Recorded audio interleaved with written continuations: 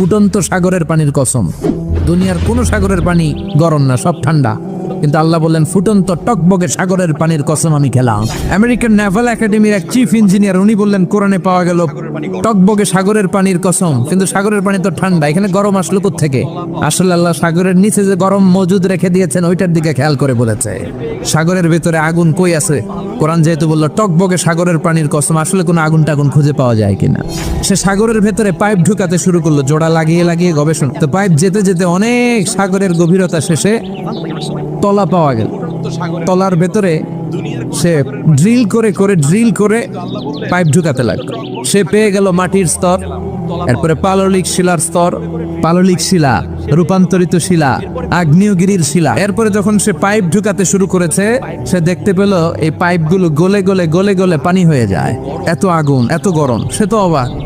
সে অবাক পৃথিবীর ভিতরে এত আগুন আসলো কোত্থেকে। চলে যেতে হবে, কেউ থাকতে পারবো না। কিন্তু এই জিনিসটা আমাদের স্মরণেই আসে না। এত ব্যস্ততা, এত মায়া জাল, এত মায়ার জালে আমরা আটকে আছি। এত ব্যস্ত লাইফ, সকালবেলা অফিস, বিকেলবেলায় অমুক কাজ, তারপরে অমুক কাজ, একটার পর একটা কাজ চলতেই থাকে। এই ব্যস্ততার কারণে আমাদের জীবনটা সুপার বিজি লাইফ আমরা লিড করছি, আমাদের জন্য সময়ই নাই, কিন্তু চলে যেতে হবে। এজন্য সাইয়েদনা ওমর ফারুক বলছেন মুতু ক্বাবলা আন তামুতু, মরার আগে একবার মরো। হাসিবু ক্বাবলা আন তুহাসাবু আলাইকুম, তোমার হিসাব নেওয়ার আগে তুমি তোমার একবার হিসাব নাও। আমাদের প্রত্যেকের নিজের একটা হিসাব আছে না নাই? কথা বলেন। নিজে খাতা কলমের মধ্যে একটু লিস্ট করবেন যে আমি জীবনে এই ভালো কাজ করেছি, এই খারাপ কাজ করেছি, আসলে আমার অবস্থানটা কই হওয়া উচিত। নিজে খাটের মধ্যে একবার শটাং হয়ে মরার মতো শুয়ে থাকবেন, ভাববেন যে আমি মরে গেছি। ভাবেন না কি হবে, ছেলেমেয়েরা কান্না করবে, আত্মীয় স্বজন কান্না করবে, মাইকে অ্যানাউন্সমেন্ট হবে অমুক এলাকার অমুক ভাই আমাদের মাঝে দুনিয়ায় নাই। বিশাল দেবিদ্বারের ময়দানে আপনার জানাজা হবে, খাটিয়াতে করে নিয়ে যাওয়া হবে। শুয়ে শুয়ে ভাববেন, আগে থেকে খুদে রাখা কবরে আপনাকে ফেলে বাঁশ দিয়ে উপরে মাটি চাপা দিয়ে চলে আসবে। অন্ধকার, শুধু অন্ধকার।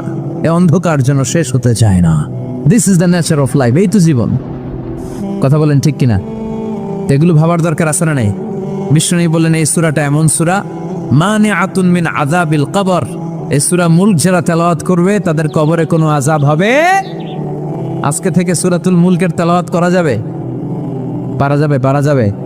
আসেন না নিজেদেরকে একটু পরিবর্তন করি, আসেন না নিজেদের আমলের ঝুলিতে আরো কিছু বাড়াই, নিজেদের আমলগুলোকে সুন্দর করি, নিজেদেরকে আর একটু পরিচ্ছন্ন করি।